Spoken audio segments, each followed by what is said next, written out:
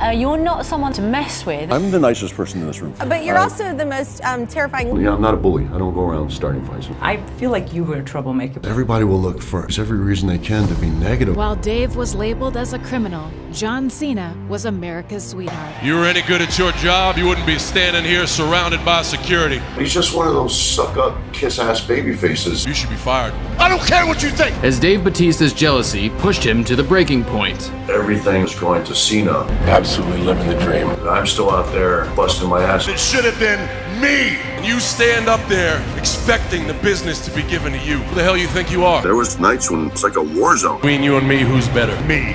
Why are you so angry? When I say I was desperate, I mean, I'm not joking, I was desperate. This is a guy who saw so much violence, he wasn't going to amount to anything. Often didn't even have money to eat. 3 people died on his doorstep before he turned 9. I fought very hard. There was nights when I thought I was going to walk out the door at the end of the night and get shot. I was a bouncer from the time I was 17 till I was about 30, and I was broke and had no future and had 2 kids, and I was desperate. So I had to go borrow money from a club owner because I didn't have money to buy my kids Christmas presents.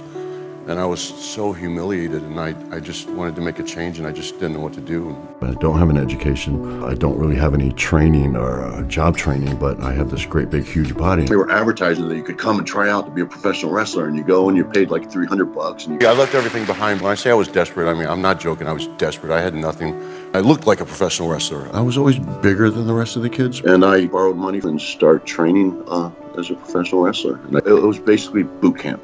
And they just singled me out and ran me into the ground till I was throwing up. The people you came up with in your class was John Cena. We were all really bonded together, and we knew we were going to kind of move up together and be the generation of WWE superstars. Finally able to feed his kids, Dave thought he'd left his tough childhood behind.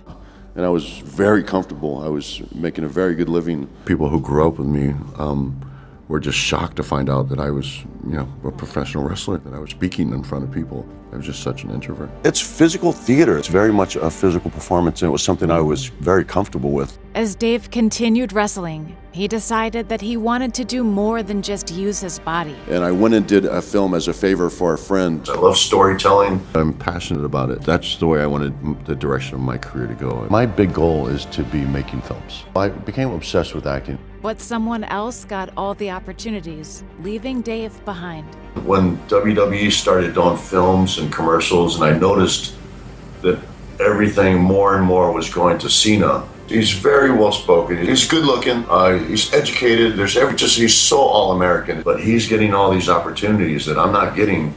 Well, that just seemed a little unfair to me. I didn't want to be, feel like I'm a second-class citizen. Dave was heartbroken. He'd been put in a box. I'm out there, busting my ass on these shows. It should have been me!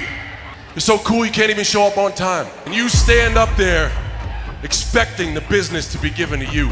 And so I simply asked the question is there any opportunity for me to do films? And they said, sorry, we need you here. We need you on the shows. They wouldn't let me do anything outside the company. I was stuck within the company wrestling. And I wanted more for myself because I was limited within the WWE. Dave was forbidden from chasing his dream.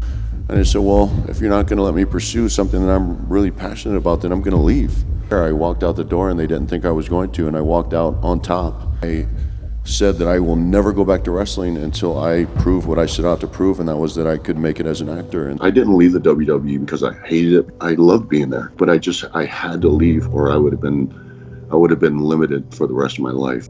Dave risked it all to break out of the box, not knowing he was about to face his biggest challenge.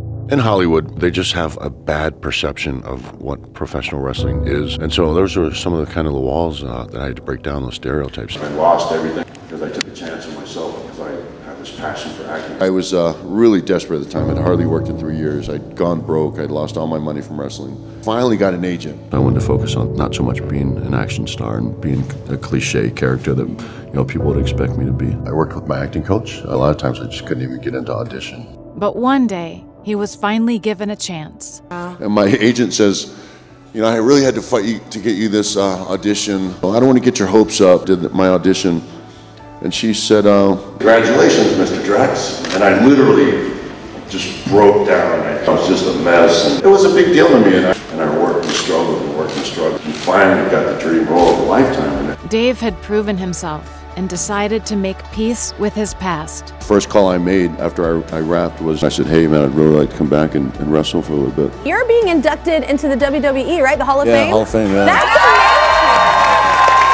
amazing! In kind of the mainstream of Hollywood, you've got yourself, Dwayne Johnson and John Cena. Yeah. Is there a rivalry? No, I don't think so at all. He's found a niche in comedy and he's just really good at it. I love him in comedies. By breaking out of the box, Dave made his dreams come true, inspiring others like him. But it's always my goal to inspire people, especially poor kids. My story of just coming from nothing and making a conscious effort to just not waste my life. Just by you telling these stories, by telling where you come from, that inspires people. I just have a big picture in my head. I know where I'm at and I know where I want to be. You just follow your dream even if it's day by day, and I want to be remembered for making the most out of my life.